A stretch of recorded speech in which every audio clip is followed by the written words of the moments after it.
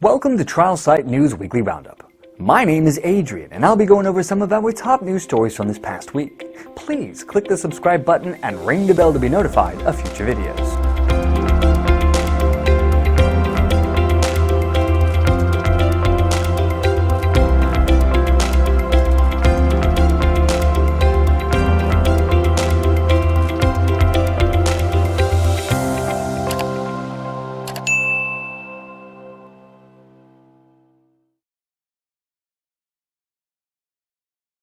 This week we start our roundup with Clinical Ventures news stories. Korea-based Samsung Bioepis Company Ltd. reports that the US FDA has approved HUMIRA or adalimumab BWWD, a biosimilar referencing HUMIRA or adalimumab, for the treatment of rheumatoid arthritis, juvenile idiopathic arthritis, psoriatic arthritis, ankylosing spondylitis, adult Crohn's disease, ulcerative colitis, and plaque psoriasis. Now, apparently Samsung Bioepis has become the first company to receive FDA approvals for biosimilars, referencing all three first-generation anti-TNF medicines. Developed by Samsung Bioepis, a joint venture of Samsung Biologics and Biogen, the treatment will be commercialized by Merck in the United States, or MSD, outside of the US and Canada. HUMIRA will launch in the U.S. after June 30, 2023, as agreed upon in a licensing agreement executed with AbbVie Inc. It should be noted that AbbVie has 100% protected the U.S. market for HUMIRA with an ingenious and many argue unfair patent thicket. Adalimumab biosimilar has been approved for marketing in over 30 countries, including 28 EU member states, Canada, Australia, and Korea.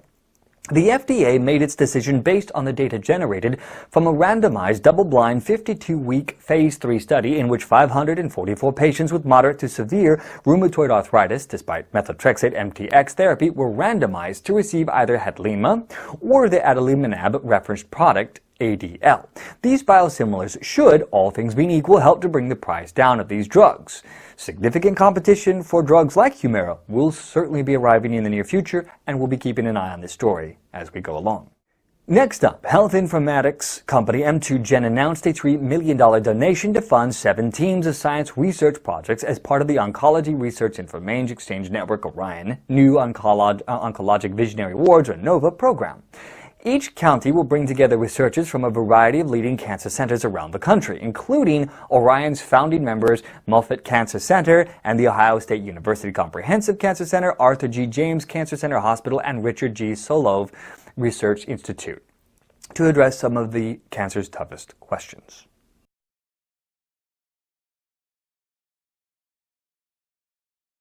And now we turn to autoimmune news. ICER found that tripotimod mazant reduced the risk of multiple sclerosis progression as well as decreased inflammatory disease activities.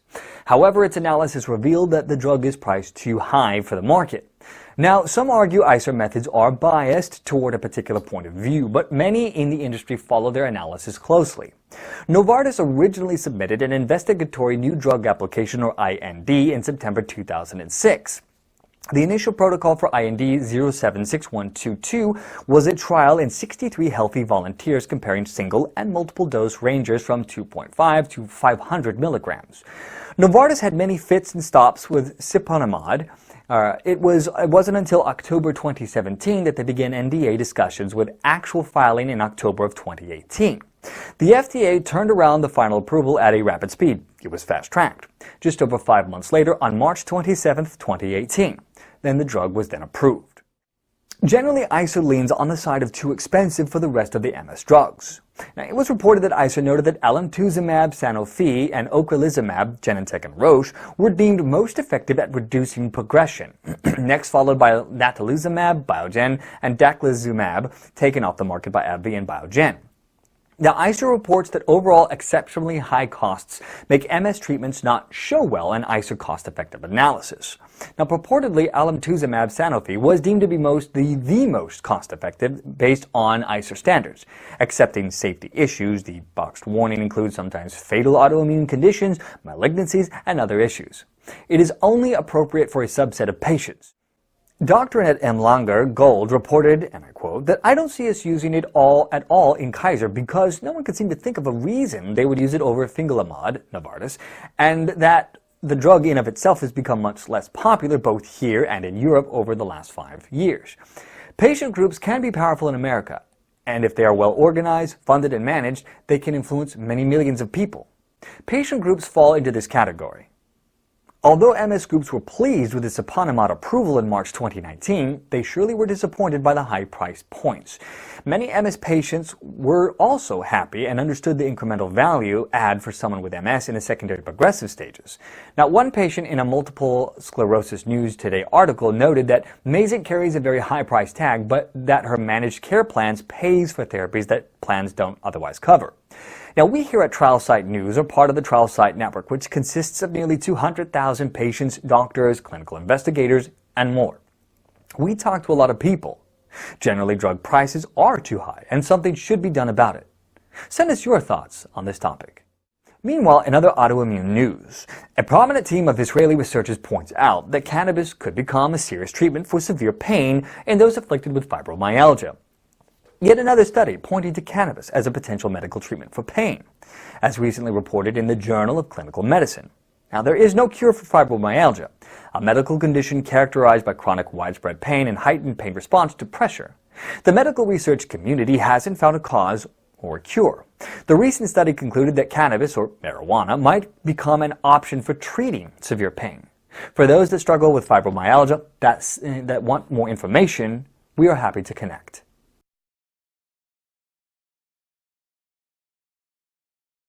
Turning now to legal disputes. The price of drugs becomes more and more contentious as some classes of drugs increase in price far faster than prevailing incomes. This overall trend appears to intensify with specialized new therapy classes, such as gene therapy, where Novartis recently announced a $2 million treatment drug. Gilead's Truvada is an interesting case in the study for this dilemma. Now, recently, Gilead's CEO Daniel O'Day visited Washington to get a grilling from the firebrand Alexandria Ocasio-Cortez. With a $30.2 million pay package, he was interrogated about the actual underlying patents of Truvada, and also to explain why the drug costs $8 in Australia and $1,500 in America. So, the patent controversy. Who owns the underlying HIV drug patents, the U.S. government or Gilead? Now, it was reported that taxpayers did foot the bill for a lot of the early work that led to the compound that would later become Truvada. It is claimed that the ability of the drug to prevent HIV was uncovered in federal primate labs in Atlanta based in some arguments. Additionally, Ocasio-Cortez questioned UCSF's Dr. Robert Grant as to whether his publicly financed research was built on the government-patented CDC intellectual property from earlier years that led to Truvada. He concluded that it was the truth. Yale Law School conducted a study titled Summary of Statement on CDC's Patents for PrEP, the Yale Law School Summary. The key conclusions of the statement are these. The U.S. Patent and Trademark Office determined the U.S. government inventors affiliated with the Centers for Disease Control and Prevention were the first to determine the drugs in Gilead's Truvada tablets can be used to prevent HIV transmission. Through patents that it owns, which we've termed CDC's patents for PrEP, the U.S. government appears to have a legal right to prevent anyone in the United States from using these drugs for the purpose without its permission. Now, thus far, the government has elected not to enforce its patents, and Day noted that Gilead had a collaborative relationship with the agency. Ocasio-Cortez has submitted a letter to U.S. Health and Human Services Secretary Alex Azar for records on the administration on what it has done to enforce these patents, if anything. Now, Gilead claimed up on Capitol Hill that they have invested $6 billion in HIV/AIDS research and development. Recently, they demonstrated non-inferior results with Descovy, another HIV drug, when compared to Truvada. And around the same time, Gilead submitted a supplemental new drug application, SNDA, to the FDA for Descovy, emtricitabine 200 milligrams, and tenofovir alafenamide 25 milligram tablets for pre-exposure prophylaxis, or PrEP, to reduce the risk of sexually acquired HIV-1 infection among individuals who are HIV negative and at risk for HIV. Now, Gilead received a priority review voucher, which was submitted with the filing, leading to a 6-month review time. Gilead's board will make sure O'Day earns every dollar of that package. Now, here is the reality. Developing drugs is a complex, risky business, and part of the industry in some cases depends on publicly financed basic research. The drugs would never come to market if the commercial sponsors wouldn't heavily invest and incur plenty of risk. So from this perspective, Gilead has conducted good business. The key here is that there seems to be a significant gap with many price points between what people earn and what the drugs cost. It is food for thought, not an easy debate, not one side being right or the other. It will take a thoughtful, creative, and proactive approach to move market suppliers to price more appropriately for market buyers. And now we switch gears to cancer-related news. The Multiple Myeloma Research Consortium has launched an immune atlas advancing personalized myeloma treatments. MMRC has launched a precision medicine research initiative called Immune Atlas. The pilot will establish a gold standard immune profiling platform for multiple myeloma research studies and to produce the kind of strong immune and genomic data necessary for personalized medicine delivery. The program is part of MMRC's 3-year plan that centers on the production of meaningful immune information to support precision immune oncology efforts. As such, Immune Atlas was a key discussion topic at the MMRF Immune Summit 2019 held in Norwalk, Connecticut. For any struggling with multiple myeloma, this research consortium appears to include some of the top clinical investigators in the field, researching the most advanced clinical investigational treatments. So elsewhere in cancer-related news, Dr. Nadar Sinai of the Ivy Brain Tumor Center at the Barrow Neurological Institute is a hero in our eyes. When presenting at Barrow in Phoenix, we met a couple of his patients. He is working with brain cancer patients that have no other hope but investigational approaches. He is dedicated to saving lives of brain cancer patients. Barrow recently was awarded a $50 million grant to conduct experimental trials to save lives. They recently completed a Phase 0 clinical trial of the breast cancer drug ribociclib, Kisqali, for the treatment of recurrent glioblastoma. This new drug cocktail represents one of the potential weapons in humankind's war against this killer disease. Dr. Nadar Sinai commented that glioblastoma represents singular complex challenges as compared to other types of cancer. Dr. Nadar Sinai commented that glioblastoma presents singular complex challenges as compared to other types of cancer. Now he continued, "You are not dealing with a single entity, but rather a collection of genetic variants that differ from patient to patient. This Phase 0 clinical trial used a precision medicine approach to uncover which subtypes of glioblastoma may respond to ribociclib and how our patients' tumors develop resistance to the new therapy." The study team design included recurrent glioblastoma patients with intact retinoblastoma protein (RB) expression and CDKN2A deletion or CDK4 amplification, which were treated with ribociclib daily 900 milligrams for 5 days total, and unbound ribociclib concentrations were determined. Pharmacodynamic effects assessed by RB and FOXM1 phosphorylation were compared to matched archival tissue. Patients with a positive pharmacokinetic and pharmacodynamic effects were enrolled in the expansion cohort for preliminary assessments of progression-free survival, or PFS.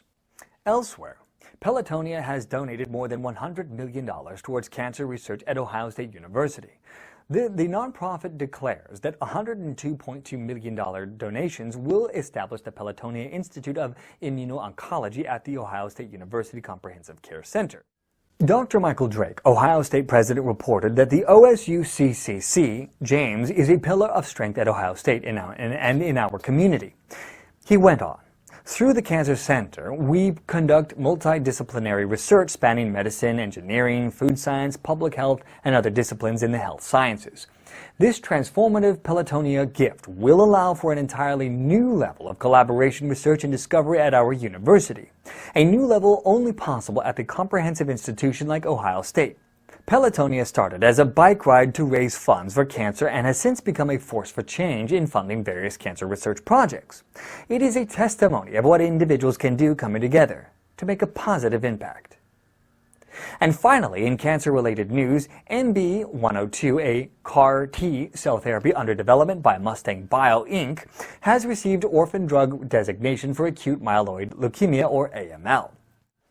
Elizabeth Lewa Bood, MD, PhD, City of Hope, noted that there is an increased expression of CD123 on AML blasts, leukemic stem cells, and BPDCN cells compared to normal hematopoietic stem cells, and it is therefore a promising target for cellular immunotherapy. We remain encouraged by interim data showing MB-102's potential to treat BPD, CN, and AML and continue to evaluate MB-102's clinical benefits in our ongoing Phase 1 clinical trial. City of Hope is one of the top cancer researchers and care centers in the United States, and we'll keep an eye on this story as it continues to develop.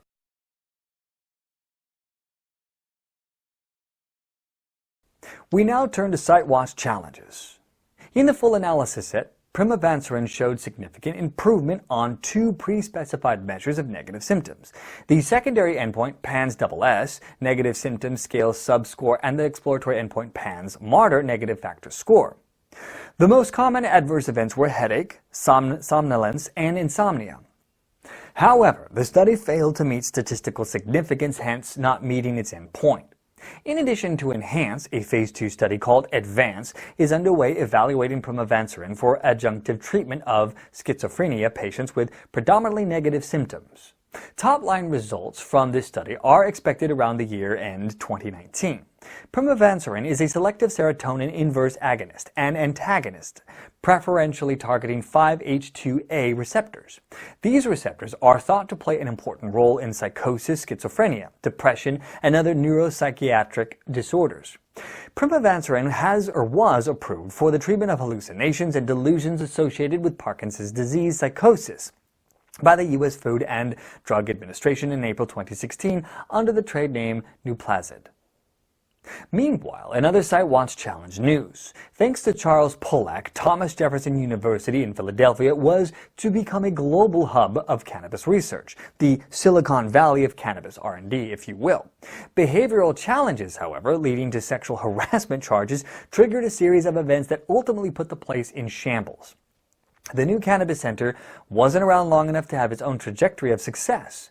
There were no established initiative, processes, and systems. Hence, Pollack's departure led to a series of other changes that even revelations that, according to the Inquirer, have tarnished the university's reputation and threatened the future of its creation. From claims that there were ethical lapses to what appeared to be evidence of sloppy administration, it all points to potentially a bigger underlying problem with the institution. With the rapid medical legalization across the U.S., Thomas Jefferson University positioned itself perfectly as a growing number of emerging life science ventures engaging in research as to the use of cannabinoids in health products and treatments.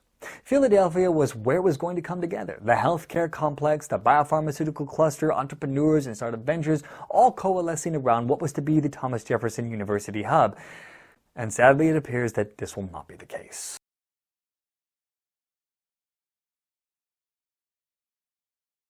Next up in artificial intelligence news. Trial Site News was lucky enough to speak with Yizhao Ni, PhD Assistant Professor, Department of Biomedical Informatics, Cincinnati Children's Hospital Medical Center in Cincinnati, Ohio. Ni was part of a cross-functional team that developed an automated eligibility screening (ES) and trial patient matching system for clinical trials in an urban territory care pediatric emergency department or ED, as well as evaluated the effectiveness of natural language processing or NLP, information extraction (IE), and machine learning (ML) techniques on real-world clinical trial data and trials.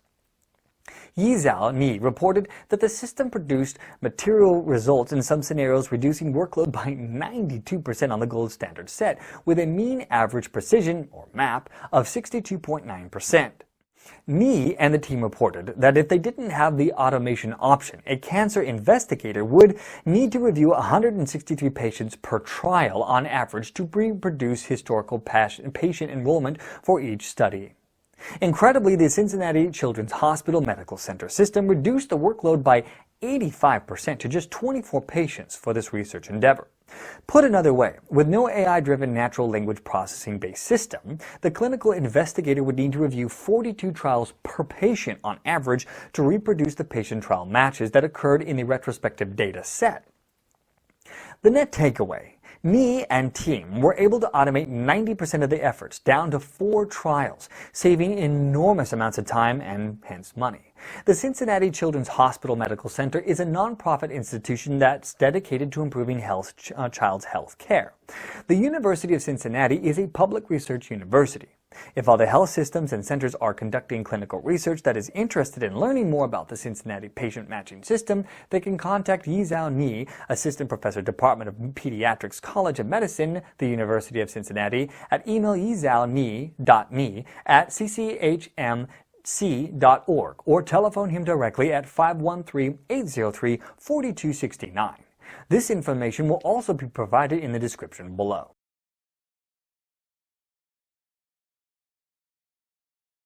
And finally, turning to HIV-related news, ViiV Healthcare announced positive week 96 results from the Phase 3 BRIGHT study of fostemsavir in heavily treatment-experienced adults with HIV-1 infection. In the randomized cohort, rates of virologic suppression and immunologic response increased from week 48 to 96 in this difficult-to-treat population with multi-drug-resistant HIV-1. These findings were presented at the 10th International AIDS Society Conference on HIV Science in Mexico City. Fostemsavir is a prodrug of temsavir. Temsavir binds directly to the GP120 subunit within the HIV-1 envelope glycoprotein GP160 complex and prevents the initial interaction between the virus and cellular CD4 receptors, thereby preventing viral attachments to cellular CD4 receptors and entry into host cells. Antiretroviral or ARV medicines have significantly decreased mortality over the past 30 years. However, treatment failure and ARV resistance remains a concern for heavily treatment-experienced patients and their providers. Failure of HIV medicines to control the virus can result in selected mutations resistant to one or more ARV medicines. Patient comorbidities, tolerability, and safety issues may further decrease the number of ARV therapies available to design effective treatment regimens for these heavily treatment-experienced patients.